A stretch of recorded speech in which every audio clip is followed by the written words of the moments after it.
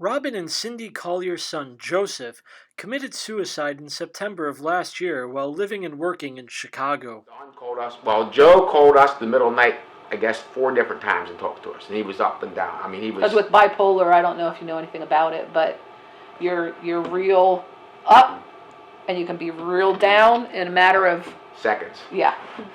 So he'd call here and he'd be all happy, and by the time we got off the phone, He was in dumps. another state of mind. And that's the way it was 3 different times during the night he called us. And the last time he called us was right before you went to work, wasn't it? Yeah. And at that point he was down at the beach and he was smoking a cigar and he said, "It's gonna be all right."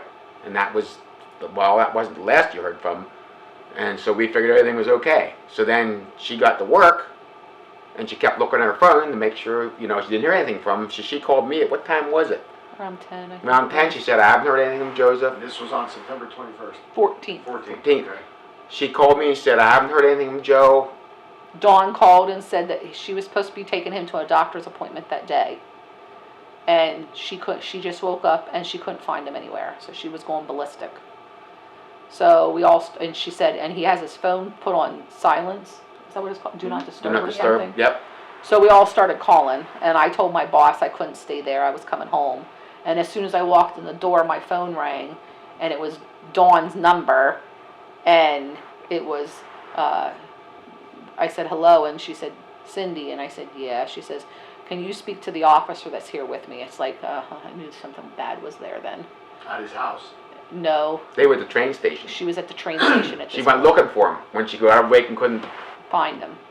She went looking for So him. he went to the train station. Jumped in front of a train. Not long after, Joe's dad, Robin, reached out to Cassie Neidig on social media. He had contacted me a month out, and after it, and I said, then I see you struggle with mental health too. How do you deal with it? Yeah. How did you find her? She was I saw her on Facebook. I friended her on Facebook because I tend to look at people who seem to have struggles, particularly mental issues. Since our son had issues, those kind of people jump out. And she connected with me, and right away. And he had he was bipolar. And I think Cassie is too. So she, of course, had all the insight of everything's going on because she has the same feelings. because like when someone just goes away very suddenly, of course they're gonna have questions because you don't really understand. Nope. You can understand it a little, but unless you walk in those shoes. And when she came over here and sat down, it was like talking to Joe all over again. Yeah, when she walked in, she had the same bubbliness, the same, just like I said, when she left, I said, just like Joe was here. Yeah. That's how this stuff is weird. For his senior project At college. he did all this stuff on Bipolar. depression and bipolar. And what college did he go to? Penn College. Tech. Kind of good. Yeah. And And that- actually, when he died, then we asked proceed. If anybody wanted to make a donation, they should make it to the And he- Depression and Bipolar and he Alliance knew- in Chicago. And he knew he had a problem. But he didn't know how to.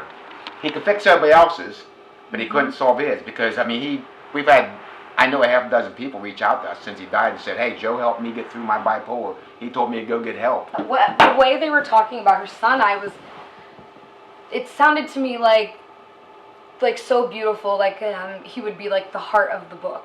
Like he's the reason you buy the book, not for the title, not for the ending.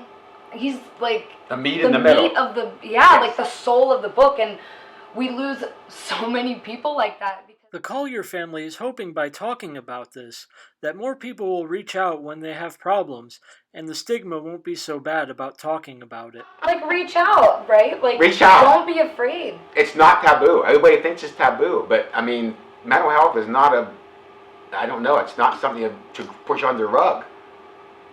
Because just like this kid, he struggled we don't even know how, He really was. when he was in kindergarten, first, second grade, his teachers, we found out, have told us that they knew he was a special kid. That's how they said it. He was a special kid, very bright.